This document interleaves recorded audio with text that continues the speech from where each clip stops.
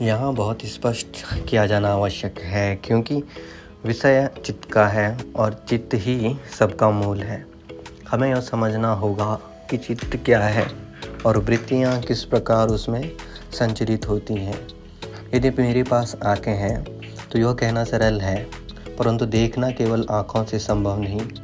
आँखें मात्र यंत्र हैं, उपकरण हैं, दृष्टि का साधन अवश्य है, परंतु स्वयं दृष्टि नहीं है। यदि मस्तिष्क के भीतर स्थित दृष्टि केंद्र को हटा दिया जाए तो आँखें पूर्ण रहेंगी, रेटिना भी अपनी जगह काम करता रहेगा, चित्र भी बनता रहेगा, पर देखने की प्रक्रिया निष्क्रिय हो जाएगी, क्योंकि देखने के लिए सिर्फ इंद्रियों का होना पर्याप्त नहीं, उनके साथ अंग का सहयोग और अंततः मन का जुड़ना भी अनिवार्य है। कभी कभी कोई व्यक्ति आंखें खोलकर सोता है, प्रकाश है वहाँ, दृष्टि भी उपस्थित है, परंतु तब भी देखना नहीं होता, क्योंकि उसका चित्त उस क्षण उस दृश्य से नहीं जुड़ा हुआ होता। इस प्रकार आप सड़क पर चलते वाहन बजते हॉर्न को नहीं सुनते। क्यों? क्योंकि आपका मन उस क्षण उस श्रवण से नहीं जुड़ा हुआ है। इसलिए हमें यह जानना चाहिए कि इंद्रियां मात्र उपकरण हैं, अंग माध्यम है, परंतु अनुभव तभी होता है जब मन उनके संलग्न हो। यंत्र, अंग और मन, ये तीन जब एकाकार होते हैं तभी सच्चा अनुभव, साक्षात्कार और ज्ञान संभव होता है। मन किसी भी धारणा को ग्रहण कर उसे भीतर की गहराइयों में ले जाता है और वहाँ उसे निर्धारक शक्ति अर्थात बुद्धि के सम्मुख प्रस्तुत करता है। बुद्धि उस धारणा का विश्लेषण करती है, निर्णय देती है और उसी क्षण अहंकार का उदय होता है। जैसे मैंने सोचा, मेरे विचार में, मेरी अनुभूति, यहीं से क्रिया और प्रतिक्रिया की श्रृंखला आरंभ होती है। इस मिश्रण को अंततः पुरुष, वह साक्षी स्वरूप आत्मा देखता है, जानता है, परंतु इसमें लिप्त नहीं होता। इंद्रियां, मन, बुद्धि और अहंकार, ये चारों मिलकर एक संयुक्त तंत्र का निर्माण करते हैं, जिसे अंतःकरण कहा जाता है। यह अंतःकरण ही चित्त की भूमि है, जहाँ विचारों की तरंगें, वृत्तियाँ निरंतर उठती और विलीन होती रहती हैं। अब विचार क्या है?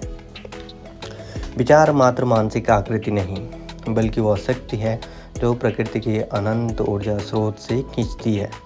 जैसे गुरुत्वाकर्षण या विद्युत, वैसे ही विचार भी एक सूक्ष्म शक्ति है। चित्त एक उपकरण है जो इस शक्ति को पकड़ता है और यह शक्ति चित्त से होकर बहिरंग में व्यक्त होती है, तो हम इसे विचार कहते हैं। यह वही शक्ति है जो भोजन के माध्यम से हमें प्राप्त होती है और भौतिक शरीर को गति देती है, और सूक्ष्म रूप में यही शक्ति विचार बनकर मन में प्रवाहित होती है। यही कारण है कि मन स्वयं बुद्धिमान नहीं होता, फिर भी वह बुद्धिमत्ता का भ्रम उत्पन्न करता है, क्योंकि उसके पीछे जो स्थित है वह है आत्मा, शुद्ध निर्लिप्त परम बुद्धि का साक्षात स्रोत। मन तो केवल उसका दर्पण है, प्रतिबिंब है। केवल आप ही हैं जो संवेदनशील हैं, चेतन हैं। मन तो मात्र एक माध्यम है, एक उपकरण है, जिसके सहारे आप इस विश्व के स्पर्श, स्वर, रूप और रस को ग्रहण कर रहे हैं। वास्तविकता स्वयं में अनुभव से परे है, उसे न देखा जा सकता है, न जाना जा सकता है। अगर आपके सामने कोई पुस्तक है, वास्तव में पुस्तक के रूप में बाहर कभी कहीं नहीं है।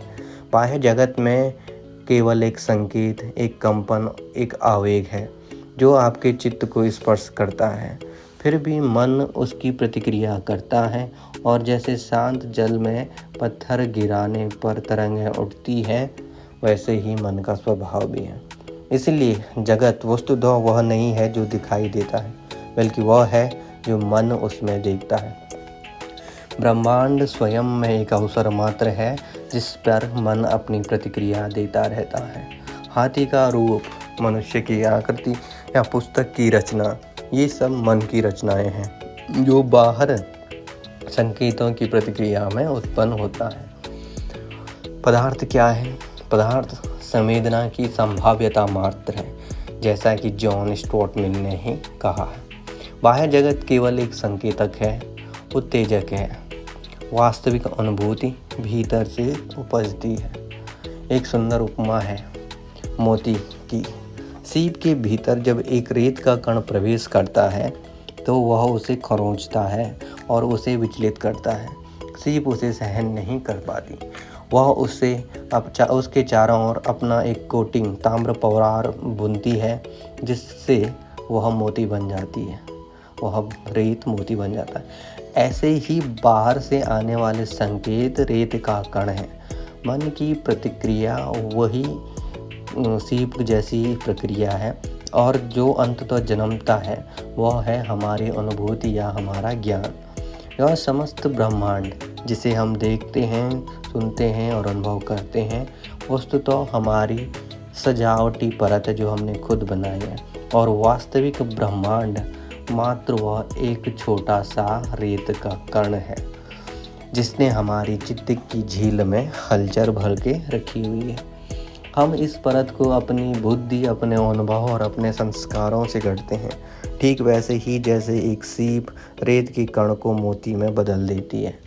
सामान्य जन इस रहस्य को कभी नहीं जान पाता, क्योंकि जैसे ही वह इस रहस्य को जानने का प्रयत्न करता है, वह अपनी ही बनाई हुई तामचीनी की परत को सामने रख देता है और फिर उसी को सत्य मान लेता है। वह जो देखता है, जो सुनता है, जो समझता है, सब उसका अपना ही रचा हुआ प्रतिबिंब होता है। अब हम उस महान सत्य को समझने लगते हैं कि वृत्तियाँ क्या है।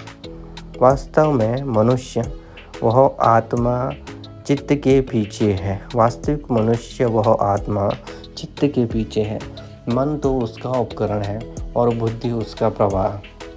जब वह साक्षी भाव से उसके पीछे स्थित होता है, तभी मन में बुद्धिमत्ता प्रकट होती है। यदि आत्मा उसे त्याग दे तो मन स्वतः विखंडित हो जाता है। जैसे दीपक से लौ अलग हो जाए तो दीप अंधकार में रह जाएगा। तो अब स्पष्ट है कि चित्त क्या है। यह मन का ही सूक्ष्म द्रव्य है। वह सरोवर है जिसकी सतह पर विचार की तरंगें उठती हैं, और इन्हीं तरंगों को वृत्तियाँ कहा जाता है। हम अपने स्वरूप को नहीं देख पाते, क्योंकि चित्त की सतह सदैव अशांत बनी रहती है। यदि यह झील की सतह गंदी है तो तल नहीं दिखेगा, और यदि सतह पर सदैव लहरें हैं तो तल फिर भी अदृश्य रहेगा। केवल तब जब जल शुद्ध हो और स्थिर हो, तब चित्त पारदर्शी हो जाता है और झील के तल की स्थित झलक मिलती है।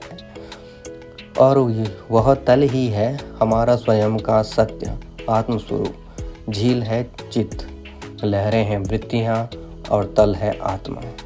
मन की गति त्रिविध है। इसका प्रभाव 3 धाराओं में होता है, तमस, रजस और सत्व। तमस अंधकार की अवस्था है, जहाँ चेतना जैसे ढक जाती है और मन एक अज्ञात पशुत्व में लिप्त हो जाता है। यह वह दशा है जहाँ विचार नहीं होते, केवल वासनाएं होती हैं, जहाँ उद्देश्य नहीं होता, केवल आघात होता है। अन्यों को चोट पहुँचाने का अविवेकी आग्रह ही वहाँ की प्रवृत्ति है। फिर आती है रजस, जो गतिविधि की अवस्था है। इस अवस्था को मन की उग्रता कह सकते हैं। यह गति चाहता है, अधिकार चाहता है, विजय चाहता है कि मैं शक्तिशाली बनूं, मैं शासन करूं, मैं उपभोग करूं। यही इसकी भाषा है। जहाँ चेतना है वहाँ पर स्थिर नहीं, उबलती हुई है और बाहर की ओर प्रवाहित होती है। जैसे वायु में बंधा हुआ दीपक जलता तो है, पर न थमता है न स्थिर होता है। परंतु जब यह बिखराव थमता है तब तरंगें शांत हो जाती हैं। तब प्रकट होती हैं जब सत्व की अवस्था। जब यह बिखराव थमता है तो तरंगें शांत हो जाती हैं और प्रकट होती है सत्व की अवस्था। सत्व शांति की, संतुलन की, शुद्धता की स्थिति है। यह निष्क्रिय नहीं है, बल्कि सर्वोच्च सक्रियता है जो अंदर की ओर जागी हुई है। शांत रहना साहस है, शक्ति है।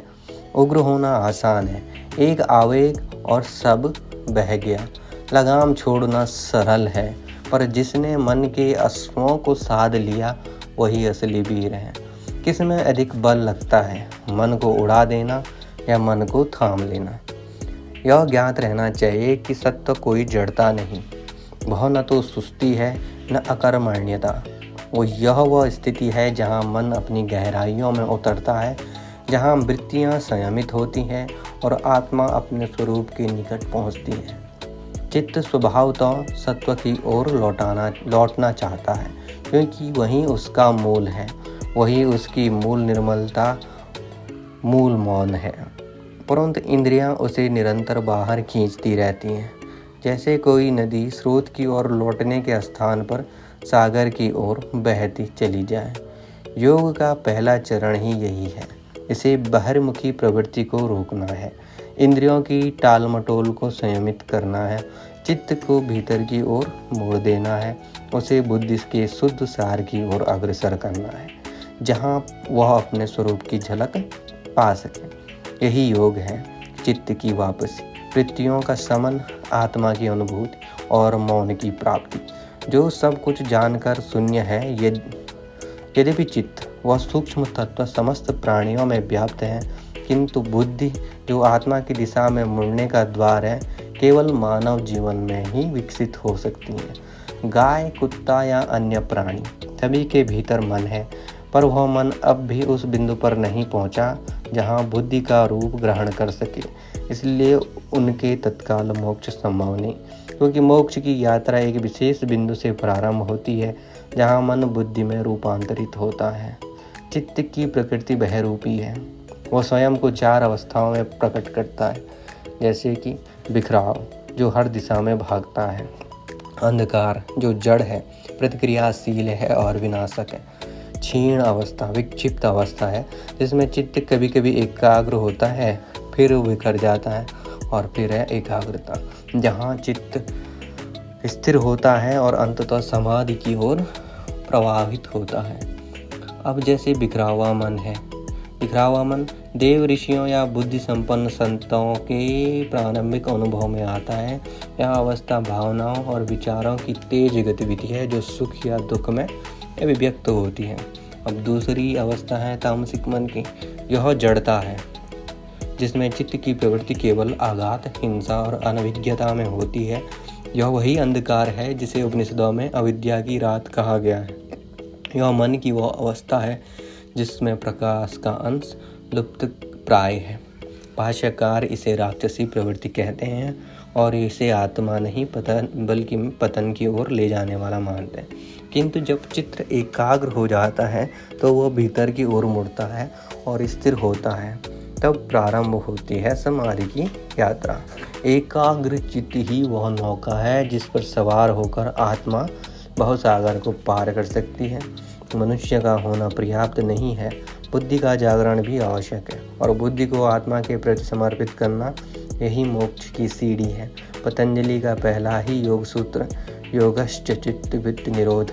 योग वही है जिसमें चित्त की वृत्तियाँ, लहरें, हलचलें, प्रतिक्रिया रोक दी जाती हैं। मानव चित्त एक झील के समान है, यदि उसमें विचारों की लहरें उठती रहें तो उसे गहराई नहीं दिखेगी, और जब तक लहरें शांत होती हैं तो आत्मा की झलक देखने को मिल जाती है। वृत्तियों के 5 प्रकार होते हैं, जैसे प्रमाण जिसको यथार्थ ज्ञान कहते हैं, विपर्य जिसको हम भ्रम भी कह सकते हैं, विकल्प जिसमें हम कल्पना करते हैं, निद्रा जिसको हम शून्य चेतना भी कहते हैं, और स्मृति जिसको हम अतीत की छवि कहते हैं। इन 5 का निरोध ही ध्यान की ओर का पहला कदम है। ध्यान क्या है? ध्यान एकाग्रता से परे एकत्व की ओर ले जाना वाला है। जब चित्त एकाग्र हो जाता है तो साधक ध्यान की अवस्था में प्रवेश करता है। यहाँ न केवल विषय एक होता है, बल्कि मन और विषय के बीच की दूरी भी मिटने बैठ जाती है। ध्यान का उद्देश्य देखना नहीं, बल्कि देखने वाला स्वयं बन जाना है। यदि आप फूल पर ध्यान कर रहे हैं तो आप और फूल अलग नहीं रहते। एक क्षण आता है जब केवल फूल होना ही बचता है। समाधि क्या है? समाधि चित्त का अस्तित्व जहाँ समाप्त हो जाता है, ध्यान की निरंतरता से आती है। तो ध्यान की निरंतरता से साधक समाधि में प्रवेश करता है। यहाँ चित्त वृत्तिहीन हो जाता है, न कोई तरंग, न नाम, न रूप, केवल साक्षी, केवल स्वरूप और केवल मैं हूँ की गूंज।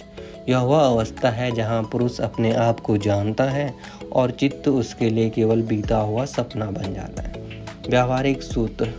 चित्त वृत्तियों को रोकने के उपाय भी पतंजलि ने बताए हैं, जैसे कि अभ्यास, निरंतर एक ही विषय पर चित्त को टिकाना, वैराग्य, विषयों के प्रति मोह त्याग, प्रत्याहार, इंद्रियों को उनके विषयों से खींच लेना, धारणा, चित्त को एक लक्ष्य पर दृढ़ करना। अब यह यात्रा आवश्यक क्यों है? क्योंकि जब तक चित्त अपने वास्तविक केंद्र पर नहीं आता तब तक हम केवल परछाइयों से ही खेलते रहेंगे।